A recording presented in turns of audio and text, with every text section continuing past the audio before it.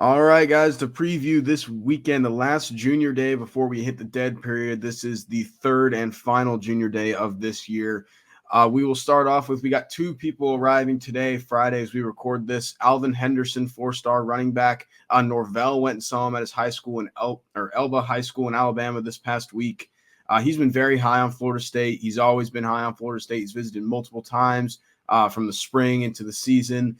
Florida State has always been up there for him, and it's been clear that Florida State is a huge factor for him. He's told us that multiple times, whether it's in recruit reactions or interviewing him after the games. He is coming Friday. Right now, as we're recording this, we expect him to come around 1 p.m. We do not know if it's a one-day visit or if it's a multiple-day visit. We will find that out around that time when he arrives. Another one arriving today is four-star linebacker and Florida State commit, Ethan Pritchard. Norvell and some guys also went and saw him recently at his high school. He committed in season. I believe it was after the Miami game. Not 100% sure on that, but I know it was after a game. He kind of just came out and told us he committed. He is a blue chip linebacker, which we don't see a lot, or we haven't seen a lot recently in Florida State recruiting.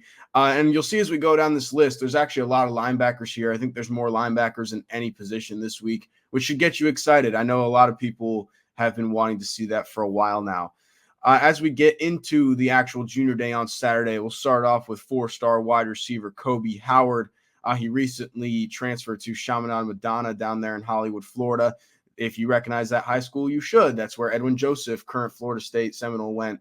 It's where Jeremiah Smith, former number one wide receiver, went. A lot of talent comes out of Chaminade-Madonna. And this is another wide receiver that he has been high on Florida State for a while. He's visited multiple times. He's always happy and always feels good about Florida State when we see him, when we talk to him. Another one is four-star defensive lineman Gavin N. This is one Florida State has been in a good spot with for a while as well. He visited a lot early in the season this past year, and he loved it each time. Florida State, at least I believe, I can't remember if he said it or not, but I believe is at the top of his recruitment right now and has been for some time.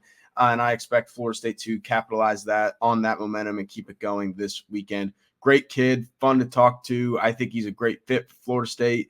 If there's anyone that I would say is the highest chance of committing, I would probably go with him. I don't think he will, but he is the one I would put on commit watch if I had to. Again, here we go with more linebackers. I got two more listed right here, and Gavin N and Jadon Harmon, both blue chip linebackers. Gavin N from IMG visited earlier this season. Like I said, been very heavy in linebackers so far in the 2025 cycle, and it's fun to see. We had multiple come the past few weekends, including the five-star Zayden Walker. They are going heavy after linebackers right now. As for Knicks, according to the RPM, it is an in-state battle between Florida, Florida State, Miami, UCF. And as expected for a Florida kid, that is at IMG Academy. Next, we have another portal visitor and Auburn linebacker Cam Riley. Again, more linebackers. Like I said, there's a lot of them. Cam Riley has had two decent seasons at Auburn. He had a better season in 2022 where he had 65 total tackles and 3.5 TFLs. And then 2023, he had 32 total tackles, 3.5 TFLs again, and 2.5 sacks. And then we get back to high school with offensive lineman Card Smith from Mobile, Alabama. He was offered last week, I believe. I talked to him after the offer. He was very excited about it. He basically kind of said it's been a long time coming. He's been talking to Alex Adkins and the staff for some time now and has been waiting to get this offer, and he finally did. He was very excited to finally get it. And now he's coming back very quickly after he gets the offer. So that's always good to see. As you have probably seen throughout these junior days, Florida State is also heavily recruiting offensive linemen this cycle. I've known for some time now that they've been very excited about the talent in this 2025 offensive line class, and they have been capitalizing on that by getting a lot of guys in. Another one, or not another lineman, but another guy from Chaminade-Madonna, four-star defensive back Chris Ewal. He was actually originally slated to come for the first junior day 2-3 weeks ago now, and he rescheduled to this one. Don't know why, but then he had the Battle Miami 7-on-7 tournament last week, so he couldn't come last week. So now he's coming this week. He has always been high on FSU, like a lot of these prospects that I've brought up. Last time we talked to him after the Miami game when he was here, he said Florida State was top 3, and that's when he was committed to Michigan. He has since decommitted from Michigan a few weeks ago, and Florida State will probably be in this one until the end. Very good defensive back. I saw him play in the state championship game a few months ago here in Tallahassee. He had a Florida State sticker on the back of his helmet when he played as well, if that shows you any signs.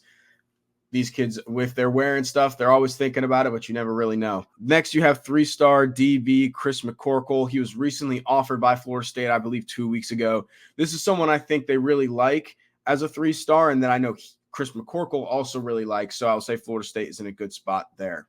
Now we go to Sunday. We have one big visitor Sunday, and it is probably the biggest of the weekend, and 5-star wide receiver Caleb Cunningham. He is one of the best wide receivers in the 2025 class, obviously.